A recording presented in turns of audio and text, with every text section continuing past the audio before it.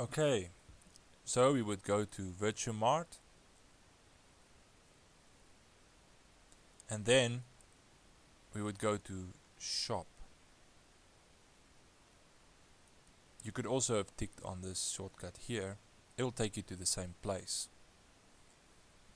In the shop, you would find the shop name. You would find the company name. Now, most people would ask me, well, what's the difference? Good question. I usually would call this, for example, if it was a biltong shop, I would say biltong online shop in the shop name. And here I would say biltong shop, if that's the name of the shop. Just sort of, yeah, this is where you would set that.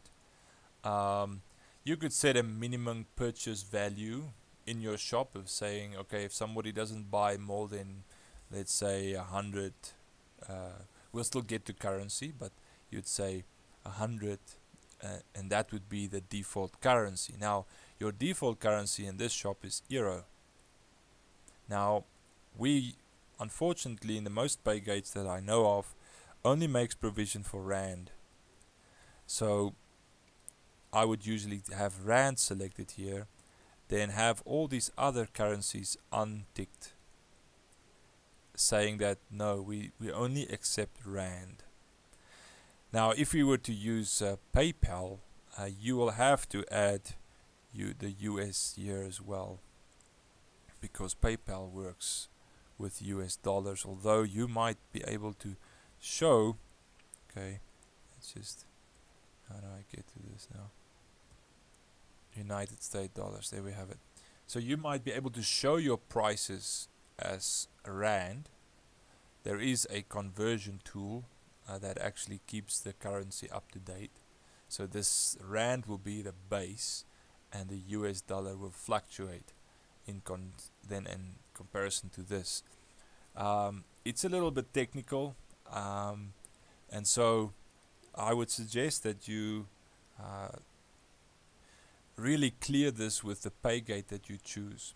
So if you are using a specific pay gate that we might not speak of in this this overview, then you need to talk to them and ask them in what currency should you send the client to them. And if they say, okay, only send it in US dollars, then that is what you definitely need to make use of. Here you would add an image to your shop. To replace this image, you would need to actually upload it to the web shop. Now here at the bottom is the option to do that, upload file, as you see. So you'd select on it and it'll take you to somewhere in your desktop, and you'd go to your image and select that image to upload it to your website, and it will then replace this image by default.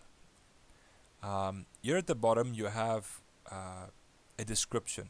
Now this description shows on the main page of the shop. You could, most of the time, you could remove this description and replace it maybe with a banner, an image. Remember how we showed you to add images? Here is that same editor with all the same features, and so you can add an image right into this description area instead of just text.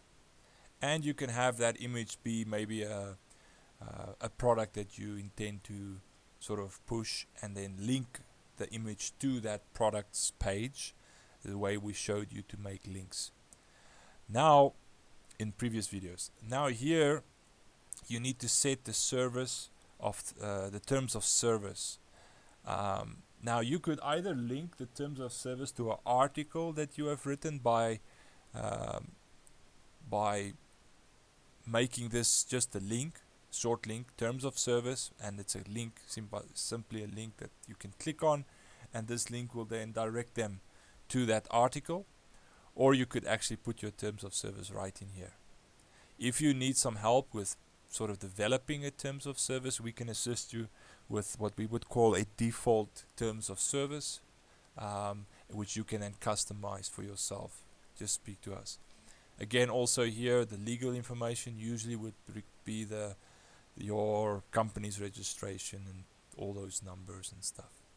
Okay, that is the vendor side of customizing the shop. This vendor is linked to a specific user, and this user's information will also be displayed in the invoices that is being sent. And so most of the time we would have set up one user that is sort of the shop vendor, and this we'll quickly show you in a moment when we get to users.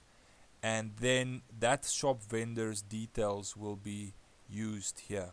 Now at the moment for this demo we have my account as the shop vendor, and so my telephone number, and so you can change this to not be a person but something like web shop, or that it's more appropriate for the invoices being displayed. And so we'll still get to there is this default method of how the invoices are generated, which most of you are using.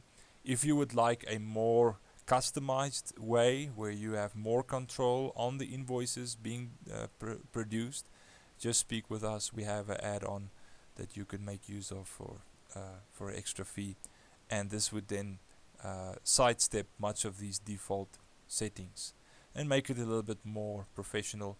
But most of us have been able to just use this, and it's worked for us. And so that's why it's only if you really want something more than this, and that you're entitled to make that choice. I think it would be appropriate for us to quickly look at maybe shipping methods and pay methods next.